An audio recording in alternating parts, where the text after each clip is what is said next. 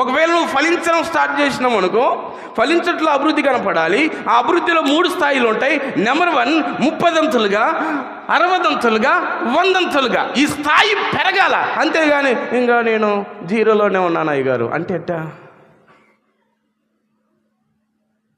ఎదగడం లేదు. చాలామంది 20% పనికిరాదు పరలోకం. కనీసం పాస్ అవ్వడానికి 35 మార్క్స్ అని తెచ్చుకోరా అని అంటాడు మా అమ్మ.